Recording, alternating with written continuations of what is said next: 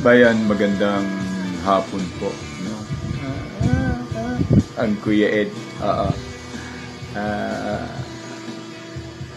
Ah, katatapos ko lang mag-shower. For the first time. Medyo talagang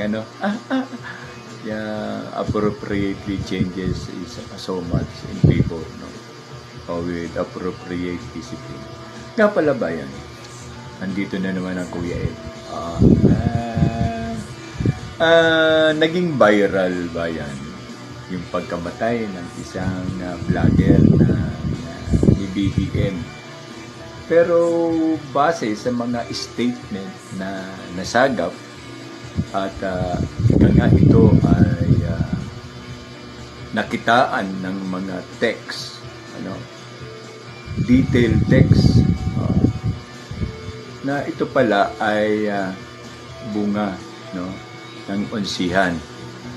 At sa puntong to ay pilit na gumagawa sila ng mga fake news na may kinalalaman dito ang ang Duterte, ang Duterte side, kasi nga talagang ipupukol nila sa Duterte gawa nga na sila nga ay mga bayaran, sila ay mga BBM vlogger at mga trolls.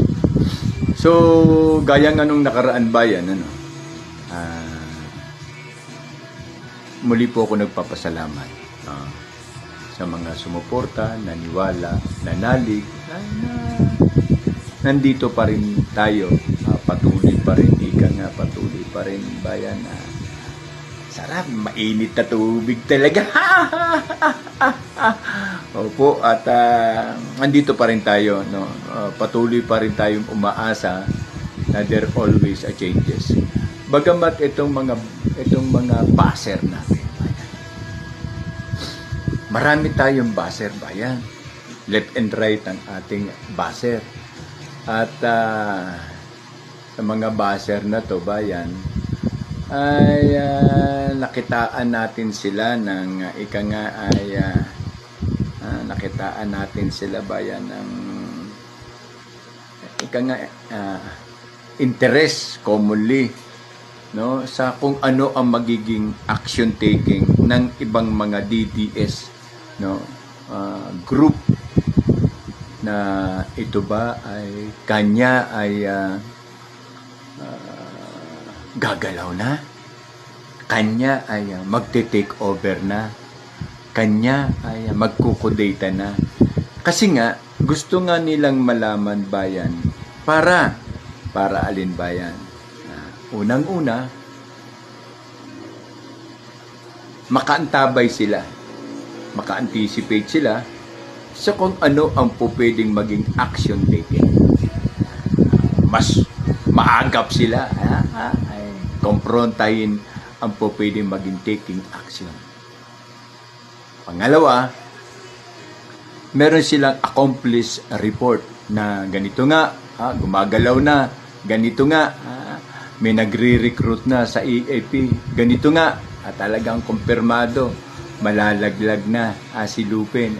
Kung ano-ano pang assessment prior doon sa kailangan nilang satisfaction para may report. Kasi nga binabayaran sila. Ingat dito sa loob ng social media, maraming aso dito na nagkukunwari, maraming mga hudas at traidor. Ibebenta ka. Pag nakumpirma nila na yung grupo mo ay isa sa mga prioridad na gagalaw. Malaking accomplishment yun sa kanilang mga gago. Tandaan nyo, kahit ako dito sa akin, sa vlog ko, sa content ko, maraming pumapasok at ang mabigat, mga dati pang sundalo, mga dati silang soldado.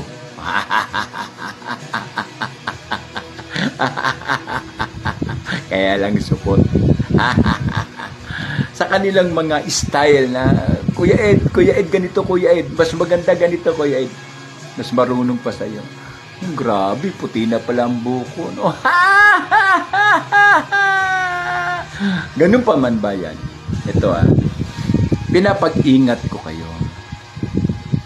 Pinapag-ingat ko kayo kasi para ika nga manatiling uncovered. The uncovered. Di ba? Kasi yung mga rabbit, yung mga aso, patuloy na nauulol. Kung walang nakuwang counter text, kung walang nakuwang text communication na nangyari kay Mima, lintik yan. Uulanin ng bintang ang mga DDS. Dangan nga lang, magagaling ang ibang mga DDS. Especially yung mga naandoon sa nga pala, yung mga OFW na ating mga sister diyan, especially Canada, walang nagawa si walang nagawa si Bayot, no? Si Albert. Walang nagawa, inulan ng mura at katakot-takot na kaigiyan. Lalo na kung alam nila na isa ka. Patuloy pa rin tayo, bayan. Ako, marami pong salamat at nananatili po kayong nakikiramdam. Kasi po, bakit? Gagawin po nila ang lahat ng pwedeng mangyari base sa nasabi nating senaryo dahil nga sa puntong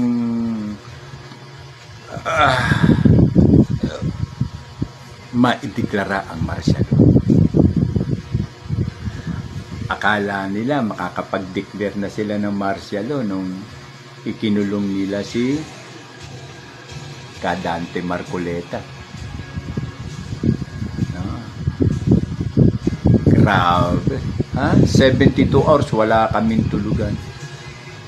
Consuming the information bilateral, kaliwat kanan. Pero sa bandang uli, alam nyo ba yan? Hindi lahat DND, National Security, AFP, hindi lahat inyo. Matitikas ang mga kakampi ng mga DDS. Lalo na yung mga nasa panig ng iglesia sa AFP at PNP. Hindi po basta-basta yan. At hindi po yan mga tanga. Alam po nila ang nangyayari at alam po nila ang kanilang po pwedeng maging taking action. Ito po ang inyong Kuya Ed. Nagpapasalamat sa inyo pong pananatili na alamin ang tamang tiyempo, alamin ang tamang impormasyon. Bagamat hindi natin masisi ang ilan po nating mga kapatid, mga DPS, na sila po ay galit na galit. Talaga pong gusto nila mangyari na ang dapat mangyari. Yan po ay symbolically, yan ay kurso ng isang damdamin. Pero buti na lang, marunong makiramdam. At ang nangyayari, ang mga pasimuno, naku, lalong-lalo na ba yan? Dito sa hearing sa impeachment, kay VP Sara, kahit anong galing-galingan nila, kapag mga valedictorian at summa cum laude ang katapat mo, na praktisado sa legal aspect, ito ay mga marurunong, hindi ka po magsisisi na bayaran ito ng milyon. Ay kaya lang naknang puti na libre at kusang loob upang makamit ang katotohanan sa katayuan ng ating pangalawang Pangulo. At lumalabas ngayon, bayan, na hindi po talaga bababa, dumanak man ang dugo, ay hindi po bababa si Lupin o si Bobo M. Hindi po. Huwag po kayong maniwala katulad po ng sinasabi ko sa una pa. Kasi ano po yan eh, kung bababa siya, ideklara ko na lang ang martial law. Kung bababa siya, mas mabuti pa, magbayad na lang ako ng manggugulo. Kung bababa siya, abay mas mabuti pa, pakainin ko na lang yung mga aso, busugin ko yung mga aso. Kung bababa siya, abay iparte ko na lang ang dapat na parte para sa mga buwaya sa National Police, sa Kongreso, at sa Senado. At kung bababa ako, kailangan nakakabaong ako. Dahil alam nila na kapag si BP Sara Bayan ang nakaupo, gaya pa lang ngayon na pinauuna niya, hindi ako papayag ng walang mananakot. Yung po ay hindi lang basta, it is act of general constructions of a leadership. Hindi po yan basta-basta pwedeng maarok nino. Ombudsman nino ng DILG, nino ng Department of Justice na plano nilang ilagay si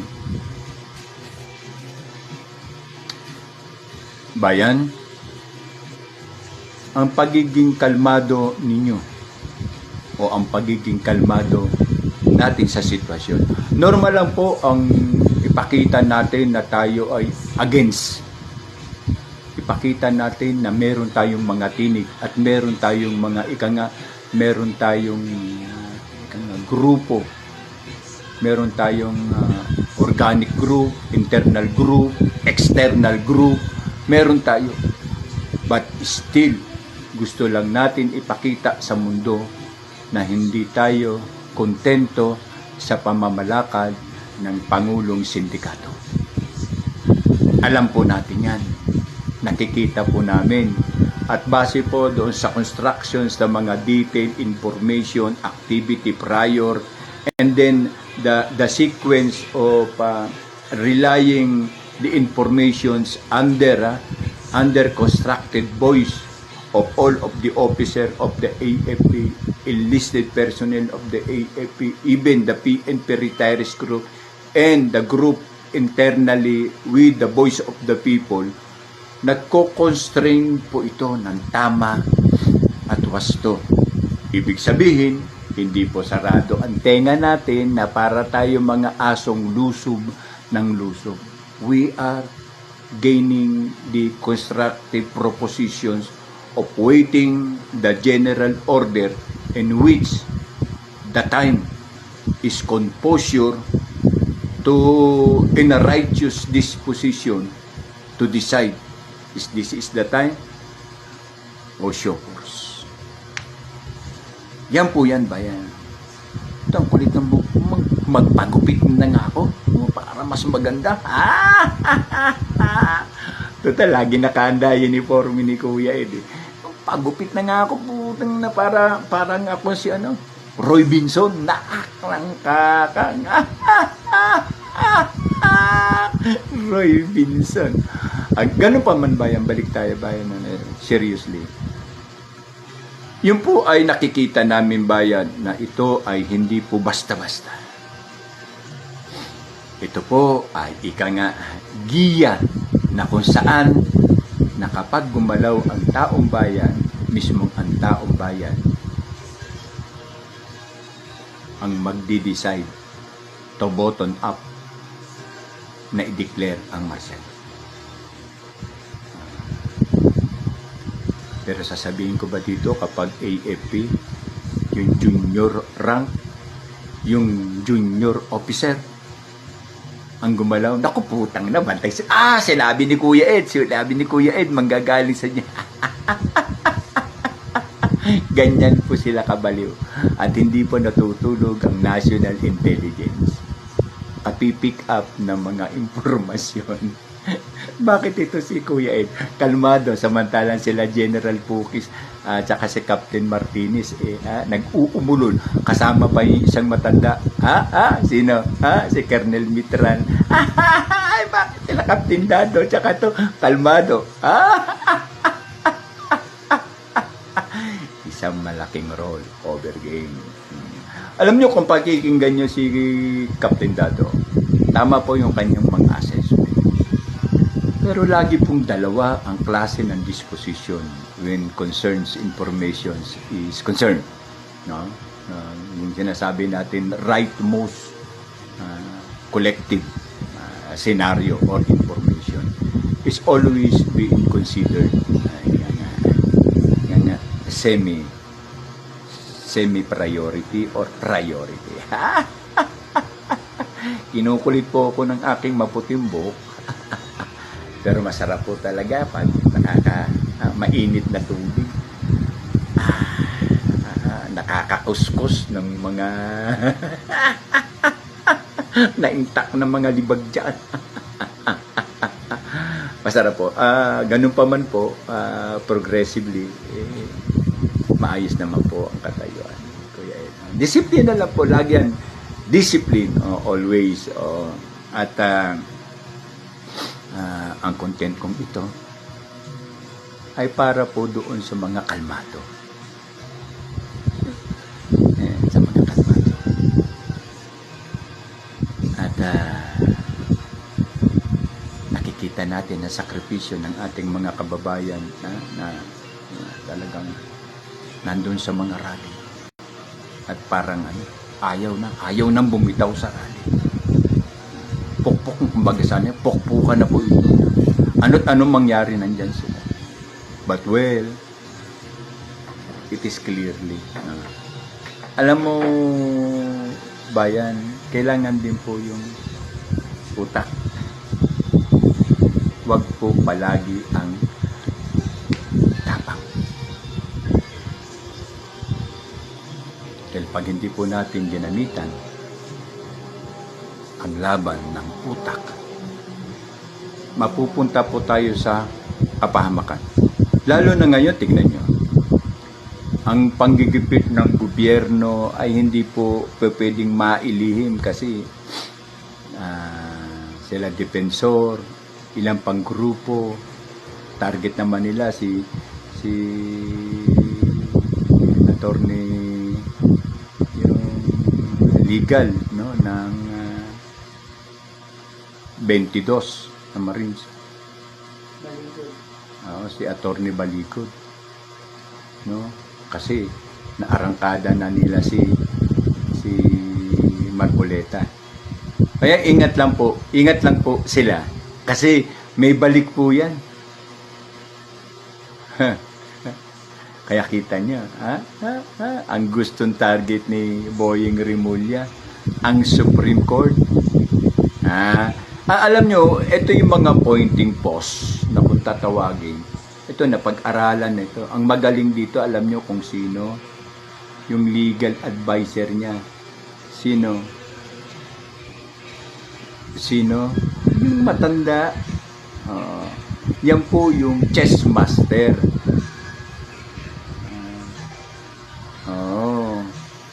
Yung legal ni Marcos na pinaalis. Kunyari pinaalis.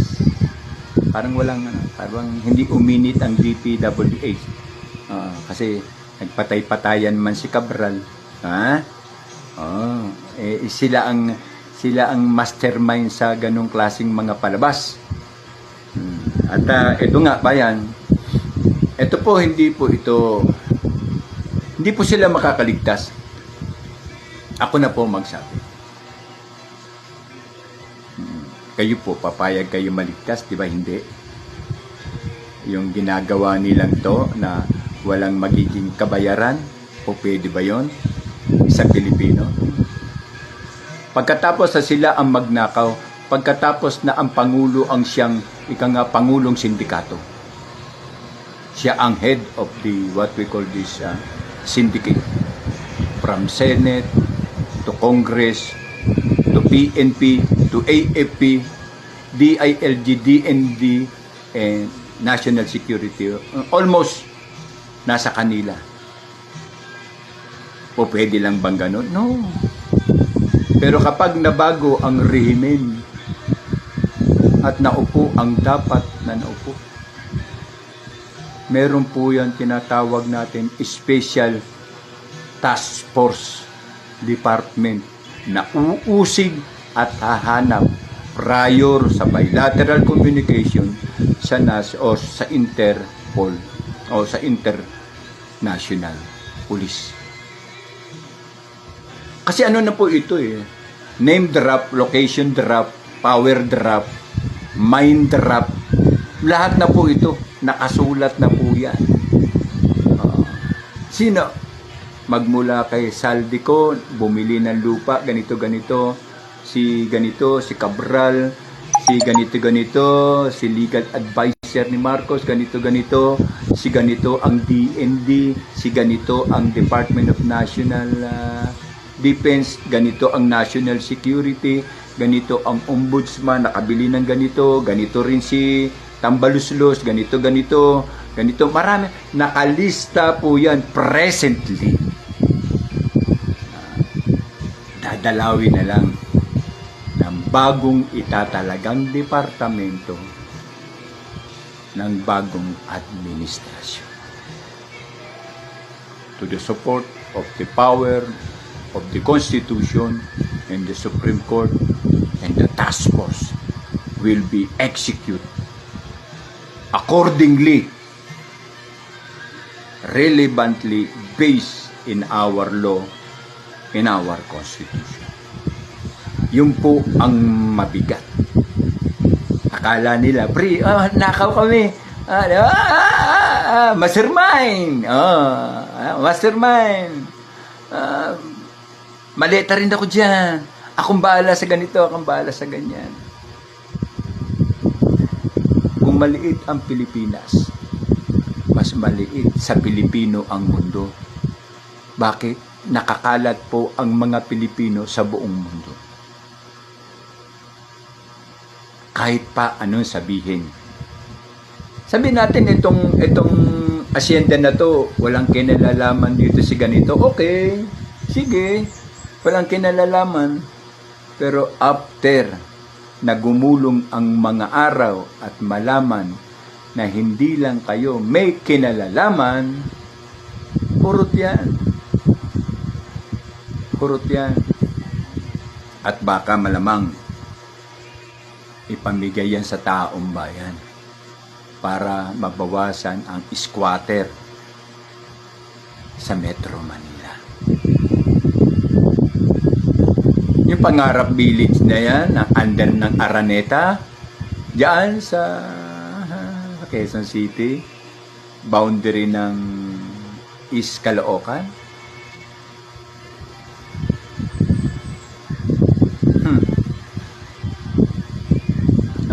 Okay pa man, kahit pa paano ba yan. Bagamat, binabati po natin ang ating mga kapatid na Muslim. Assalamualaikum po sa inyo. Ang pag-ibig at ang katahimikan, nawa ay sumapuso ng bawat isa sa ngalan po ni Allah. At pagpalain din po tayo ng Amang Yahuwah. At binabati ko din po yung aking pong estudyante na birthday po ngayon. Si Ira Cantever Aureo na she's celebrating now 15 years old. Kailan nasa school pa. Graduating class po siya ngayon. At masaya ako kasi nakaabot siya sa ganung edad na ang ama ang siyang gumabay sa kanya. Bagamat kailangan po nating ilapit ang ating sarili sa Amang Yahuwah upang magabayan tayo. Dahil ano po ito parang chessboard, move sila ng pawn, padamay pawn, didepensa tayo. doble depensa tayo. Yun lang eh. Yun lang ngayon. Pero hinahanap nilang movement, hindi po tayo tanga. Kayo, sasabihin nyo ba na gagalaw na sa ganitong oras at araw? Ganito ang location? Napakagaling mong sundalo. Kung i-discuss mo mismo ang grupo mo, nagmumukha kang tanga at gago. Sa mga matitinig, doon sa mga sinasabi natin, galing sa sinasabi natin warfare group, sa mga training, no? Sa special forces, sa ranger, sa force recon, sa airborne, and the other command elite ng AFP, hindi po yan mahirap i-evaluate. Yan po ay kasanayan na sa compose ng movement ay nakikita agad kung saan at papaano. Pero maingat itong ina-anticipate. Kay hindi po basta-basta ang buhay. Hindi rin po ganun kadali makipagdula o makipaglaro kay kamatayan. So, masaya po ako na nananatili po kayo, no? Medyo alarma lang tayo. Maging wise. Kailangan mapag-aral. Pag-aralan natin ang kanilang mga galaw. Dahil kung mauuna tayo, talo tayo. Pero pag nakakita ng tiyempo, larga tayo. So, ganun lang po yan. Kalma o tira.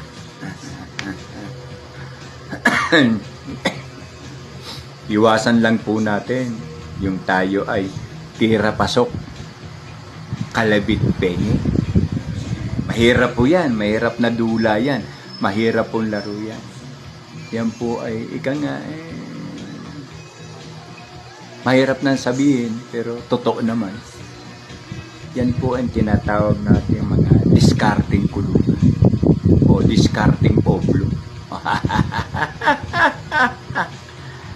Dahil ang mabuhay ay hindi biro. So paalala, no ba yan? Ang Kuya Ed po ay nagbibigay ng paalala sa inyo for the update. Para at least makita natin na mahalaga pa rin ang buhay. At ang sandata natin ay hindi na kailanman tayo mauuto pa at maloloko ng gobyernong sindikato. Ito. So be it. Maraming salamat po ang inyo pong Kuya Ed. Ang inyo pong Kuya Ed TV. Bigla po akong ginanahan. Sarap po talaga ng tubig na mainit. Lalo na kung may kape. Kape! Sayang nakabuti. Sa tae tumubo, 2 milyon, plano nyong ibintang sa mga DDS. Hanep. Kung nakalusot kayo, pwede. Paano? Hindi kayo nakalusot. Maraming salamat po, no ba yan? Maraming salamat po. Thank you very much sa inyo pong pagsubaybay. Pasensya na. Alam, pinipilit ni Kuya Ed maging regular na yung alam nyo, meron lang tayong konting lambing at iniingatan. Disiplina pa rin ang dapat maganap kung gusto mo magtagumpay. Marami pong salamat. Iiwan ko uli sa inyo ang salita ng ating ama ng Katipunan na si Andres Bonifacio na ang lupang dinilig ng luha at dugo. Ang siya pong basihan ng pamunuang tapat ang puso sa inang bayan. Marami pong salamat. Thank you very much.